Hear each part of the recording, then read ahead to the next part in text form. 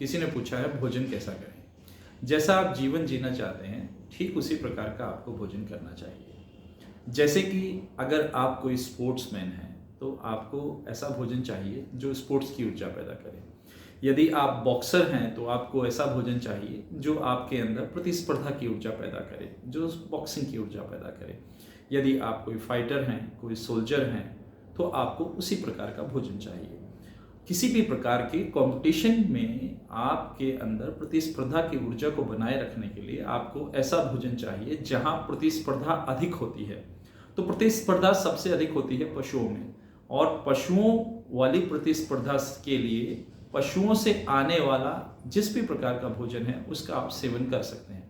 लेकिन वहीं दूसरी ओर अगर आप कंप्यूटर में बैठे हैं जहां आपको कुछ लड़ाई नहीं लड़नी, जहां आपके शरीर ने सिर्फ बैठे ही रहना है, या आप किसी दुकान पर बैठे हैं या आप किसी ऑफिस में बैठे हैं जहां आपकी कोई युद्ध की तैयारी नहीं चल रही, जहां आपने किसी को मारना नहीं है, जहां आपने किसी से लड़ना नहीं है, तो वहां शुद्ध शाकाहारी भोजन भी पर्याप्त है।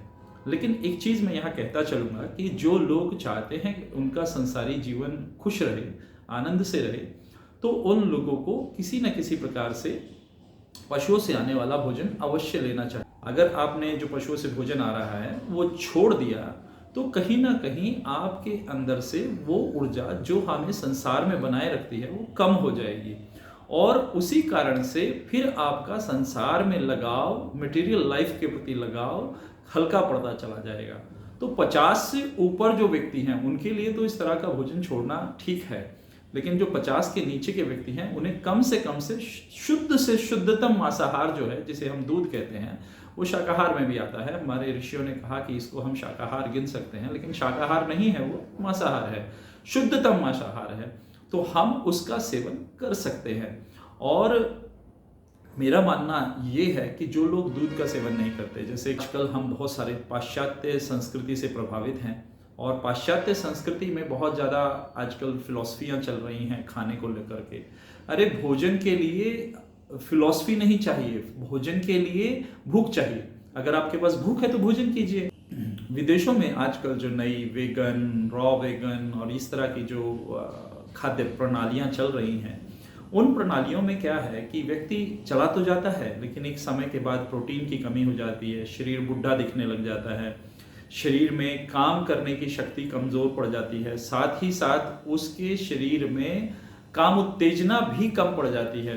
तो इसीलिए जैसा भी आप चाहते हैं आपका जीवन, यदि आप साधक हैं, यदि योग कर रहे हैं, यदि आप किसी और प्रकार की साधना में व्यस्त हैं, तो फिर आपको उस प्रकार का भोजन करना चाहिए। लेकिन अगर आप संसारी जीव हैं, आप संसार में रह रहे हैं, आप पैसा कमा रहे हैं, दुकान चला रहे हैं, तो आपको किसी न किसी प्रकार से ऐसा भोजन करना चाहिए जो आपके अंदर प्रतिस्पर्धा बनाए रखे। और पेड़ों में प्रतिस्पर्धा की मात्रा कम होती है, और या कह लीजिए ऐसी होती है जिसका हम लाभ नहीं ले सकते। ठीक है, तो भोजन वो करें जिसकी आवश्यकता है। Don't be a raw vegan और वेजिटेरियन और somebody, be a conscious eater.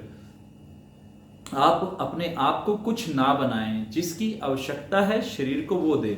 ये ना बोले किसी से कि मैं मांसाहारी हूँ, मैं शाकाहारी हूँ, मैं लहसुन प्याज नहीं खाता, मैं ये नहीं खाता, वो नहीं खाता। तो लेकिन ये बोल सकते हैं कि मैं एक जागरूक आहारी हूँ, मैं जो भी खाता हूँ उसको जागरूकता के साथ खाता हूँ। ठीक है।